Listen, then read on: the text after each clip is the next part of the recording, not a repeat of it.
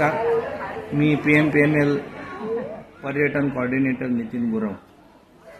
आज जी आमचा मार्ग क्रमांक 5 आहे यामध्ये प्रथम आम्ही प्रयागधाम येथील प्रेक्षणीय मंदिर आणि अतिशय छान असं गार्डन पाहिलं आणि त्यानंतर अष्टविनायक पैकी एक असलेले थेऊरच्या गणपतीचं दर्शन घेतलं आणि त्यानंतर आम्ही गेलो ते रामदरा या ठिकाणी।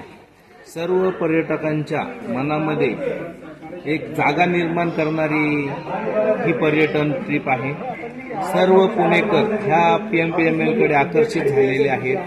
इवन कोणालाही तुम्ही विचारलं पर्यटन काय आहे तर पर्यटन बाबत अतिशय प्रत्येक जण उत्स्फूर्तपणे सांगतो की प्रत्येकाने ट्रिप करावी। आमचे 8 मार्ग आहेत आणि 8 मार्गामध्ये प्रत्येक ठिकाणी नवनवीन ठिकाणं पाहण्यासाठी मिळतात आणि या ठिकाणांमध्ये अतिशय सुंदर अशा पद्धतीने सर्वांना माहिती दिली जाते। त्याप्रमाणे छान अशा ठिकाणी जेवणाची सोय असते, परंतु असं कोणालाही वाटत नाही की आपण या ट्रिपला न जावं। एकदा आल्यानंतर पुन्हा उत्सुकता निर्माण करणारं हे पर्यटन आणि ह्या पर्यटनासाठी पुणेकरांचा लाभलेला प्रतिसाद आम्हाला त्यांची खूप साथ आहे आणि त्यामुळं आमचं उत्पन्नही चांगल्या प्रकारे पर्यटन मार्फत होत आहे। मी सर्व पुणेकरांना सांगू इच्छितो, त्याचप्रमाणे पुणे जिल्ह्यातीलही पर्यटकांना सांगू इच्छितो की प्रत्येकाने PMPMLचं पर्यटन करावं ही विनंती। सांगा ना तुमचे रूट्स पण। यामध्ये आमचे एकूण 8 मार्ग आहेत। त्या एका पहिल्या मार्गामध्ये मोरगाव जेजुरी ह्यामध्ये आम्ही तुम्हाला इस्कॉन टेम्पल आणि कानिपनाथ मंदिर दाखवतो। मार्ग क्रमांक 2 मध्ये सासवडमध्ये संगमेश्वर, चांगावटेश्वर, सोपान काका हे मंदिर दाखवण्यात येतं। त्यानंतर नारायणपूरमध्ये एकमुखी दत्त आणि नारायणेश्वर मंदिर जे 5,500 वर्षापूर्वीचं मंदिर आहे त्याचं दर्शन होतं। त्यानंतर आपण जातो बालाजी केतकावळे प्रतिबालाजीचं या ठिकाणी मंदिर आहे, खूप छान असं मंदिर आहे। ते दर्शन झाल्यानंतर आपण जातो बनेश्वर महादेव मंदिर, त्यानंतर बनेश्वर अभयारण्य। त्याचप्रमाणे आपण जातो पुढे आदिशक्ती आदिमाया कोंढणपूर या ठिकाणी। कोंढणपूर या ठिकाणचं दर्शन झाल्यानंतर आपण संध्याकाळी जातो ते स्वामीनारायण मंदिरामध्ये जे अक्षरधाम या मंदिराने ओळखलं जातं, या ठिकाणी आपण जातो। त्यानंतर आपला जो मार्ग क्रमांक 3 आहे यामध्ये निळकंठेश्वर आहे, टेमघर आहे, खरवड्याचा मसोबा आहे आणि नव्यानंच आम्ही सामील केलेलं यामध्ये जपूरजा म्युझियम आहे। खडकवासला बॅकवॉटरच्या ठिकाणी असलेले म्युझियम सर्वांना आकर्षित करतं। प्रत्येकाला हवंसं वाटणारं हे म्युझियम आपण पाहण्यासाठी जावं आणि गेल्यानंतर तिथून आपण जाऊ शकत नाही अशा पद्धतीनं हे म्युझियम बनवलेलं आहे, तेही आम्ही आत्ताच नव्याने ऍड केलेलं आहे। यानंतर मार्ग क्रमांक 4 कडे आपण जाऊया। मार्ग क्रमांक 4 मध्ये खडकवासला, वरसगाव, पानसे त्यासोबत आम्ही शंगडाचाही आनंद देतो।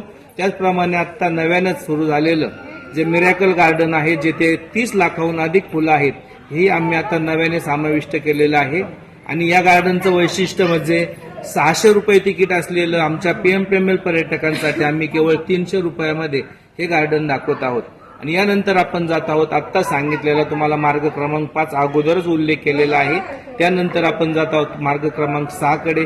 6 मध्ये आम्ही तुम्हाला दाखवतो वाघेश्वर मंदिर, त्यानंतर आपण जातो वाडेबोलाई, त्यानंतर संभाजी महाराज समाधी मंदिर, तुळापूर, त्रिवेणी संगम 3 नद्यांचा संगम असलेले ठिकाण, वडो बुद्रुक तिथं संभाजी महाराजांचं समाधी मंदिर असून म्युझियम आहे। त्यानंतर आपण जातो शेवटमध्ये रांजणगाव या ठिकाणी।